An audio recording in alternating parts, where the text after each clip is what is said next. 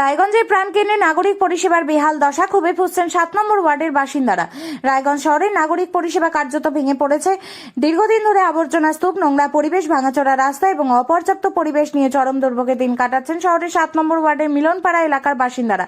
এমনই অভিযোগ তুলে সরব হলেন এলাকার সাধারণ মানুষ। তাদের অভিযোগ, রায়গঞ্জ পৌরসভার বিগত বোর্ড নাগরিক পরিষেবা প্রদানের ক্ষেত্রে সম্পূর্ণ ব্যর্থ হয়েছে। আজ এলাকায় গিয়ে সরেজমিনে পরিস্থিতি খতিয়ে দেখেন আমাদের প্রতিনিধি। দেখা যায় শহরে অন্যতম গুরুত্বপূর্ণ জনবহুল এই এলাকায় বিভিন্ন জায়গায় আবর্জনা স্তূপ জমে রয়েছে। নির্দিষ্ট সময়ে বর্জ্য অপসারণ না হওয়ার দিনের পর দিন সেই আবর্জনা রাস্তার ধারে পড়ে থাকছে, ফলে চারপাশে ছড়িয়ে পড়ছে তীব্র দুর্গন্ধ।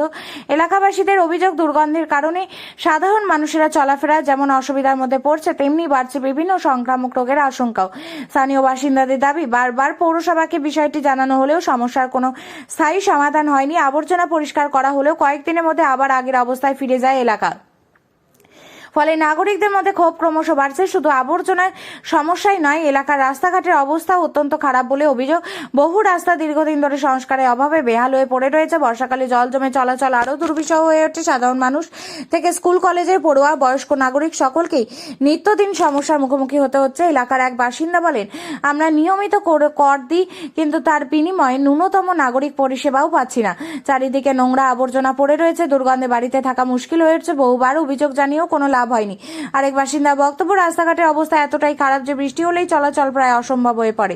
স্থানীয়দের একাংশের অভিযোগ, বিগত তৃণমূল পরিচালিত পৌর বোর্ড নাগরিক পরিষেবা উন্নয়নের প্রতিশ্রুতি দিলেও বাস্তবে তার প্রতিফলন দেখা যায়নি, বরং সময়ের সঙ্গে সঙ্গে সমস্যাগুলি আরও প্রকট হয়েছে। আবর্জনা অপসারণ, নিকাশি ব্যবস্থা, রাস্তা সংস্কার সহ একাধিক ক্ষেত্রে পৌরসভার গাফিলতির অভিযোগ তুলেছেন তারা। নাগরিকদের দাবি, অবিলম্বে এলাকায় নিয়মিত পরিষ্কার পরিচ্ছন্নতার ব্যবস্থা করতে হবে, জমে থাকা আবর্জনা সরাতে হবে এবং ভাঙাচোরা রাস্তা দ্রুত সংস্কার করতে হবে। পাশাপাশি ভবিষ্যতে যাতে এই ধরনের সমস্যা আর না হয় তার জন্য স্থায়ী পরিকল্পনা গ্রহণেরও দাবি জানিয়েছেন বাসিন্দারা। কি সমস্যা আপনাদের? সমস্যা এই তো দেখতে পাচ্ছেন, পাশে নোংরা একদম, মানে আমরা বাড়ি থেকে যে বাইরে বেরোয় দাঁড়াতে পারি না, কোনোখান দিয়ে যাতায়াত করতে পারি না, এত বাজে পরিস্থিতি। গোটাটা একদম গন্ধ। যেখানে বারবার না করা হয়েছে এখানে নোংরা ফেলতে, তাও এখানে নোংরা ফেলে। আর আমাদের বিগত সরকারের কথা তো কিছু বলারই নাই, সে তো আপনারা দেখতেই পাচ্ছেন চারিদিকের পরিস্থিতি। না ড্রেন পরিষ্কার, না নোংরা পরিষ্কার, কোনো কিছুই এরা করেনি। আর বললেই হ্যাঁ করে দিব, কিন্তু কবে করবে আর কবে হবে? ঝড় হচ্ছে, বৃষ্টি হচ্ছে, সব নোংরা আমাদের বাড়িতে খুব সমস্যা। এই জায়গাটা তো কিছুদিন আগে আমি নিজে পয়সা খরচা করে এখানে পরিষ্কার করিয়ে আমি এখানে বালু ফেলে রেখেছিলাম, আমার কাজেরই বালু। এবার তার উপরে আমি বারবার না করেছি সবাইকে, নোংরা ফেলো না, কিন্তু তার উপরে সবাই নোংরা ফেলে যায়। একদম বাজে পরিস্থিতি, বাচ্চা কাচ্চা এখানে খেলতে পারে না। হ্যাঁ, মানে খুবই খারাপ পরিস্থিতি। পৌরসভাতে অনেকবার জানানো হয়েছে, কোনো রকম কোনো উদ্যোগই নেয়নি। কতদিন থেকে এই নোংরাগুলো? অনেক দিন, আজ কয়েক মাস হয়ে গেল। হ্যাঁ, প্রায় মাস কি বছর হয়ে গেছে, কোনো রকম কোনো পরিবর্তন নেই। এটা 7 নম্বর ওয়ার্ড। কি অসুবিধা হচ্ছে আপনাদের? এবার 7 নম্বর 6 নম্বর, এটা যেহেতু বর্ডার রাস্তা, এবার 7, 6 দুজনেরই, 2 ওয়ার্ডেরই তো প্রবলেম হচ্ছে। আমাদের অসুবিধা হচ্ছে তো, আমরা রাস্তায় বেরোতে পারছি না, গন্ধ, এই নোংরার সমস্ত। তারপরে স্টুডেন্টরা এখানে পড়তে আসে, পড়তে পারে না, এখানে বাচ্চারা একটু খেলে, সে খেলাটা খেলতে পারে না। হ্যাঁ, তারপরে জল জমে যাচ্ছে এই নোংরার জন্য, টোটাল জল রাস্তায় জল হয়ে যাচ্ছে, সেই জল বাড়িতে ঢুকে যাচ্ছে, বাড়িতে জল দাঁড়িয়ে আছে, জল যাচ্ছে না। খুব বাজে পরিস্থিতি।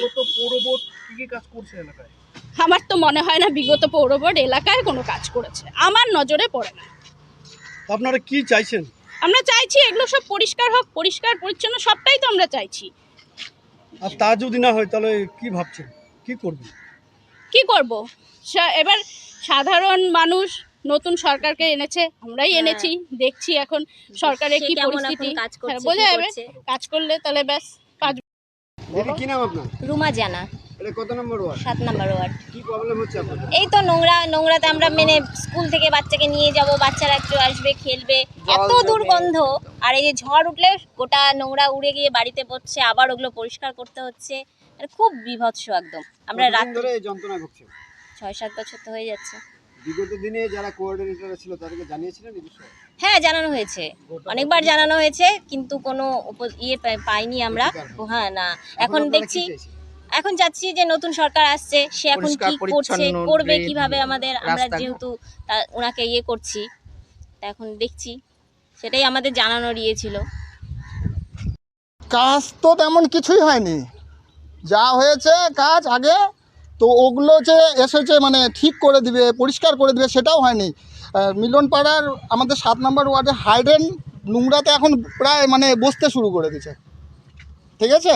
আর তার মধ্যে ওয়ার্ডে অনেক রকম প্রবলেম আছে। নতুন নতুন যে রাস্তাগুলো যে সরকার যে তৈরি করে দিয়েছে, এই যে আমাদের পাড়া আমাদের কি সমাধান, একদম খারাপভাবে রাস্তা হয়েছে, না কোনো মাটি দিয়ে রাস্তা হয়েছে, না কোনো ইসে দিয়ে রাস্তা হয়েছে, খালি নিজের মতন ইচ্ছা মতন ঢালাই মেরে চলে গেছে।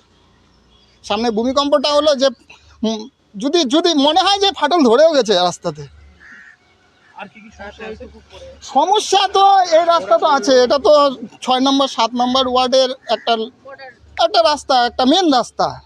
এখানে নোংরা, এখানে মোটামুটি মানুষ ওই জল ট্যাঙ্কি থেকে শান্তি ক্লাব পর্যন্ত মুখে রুমাল, মহিলারা মুখে আঁচল দিয়ে যাতায়াত করে।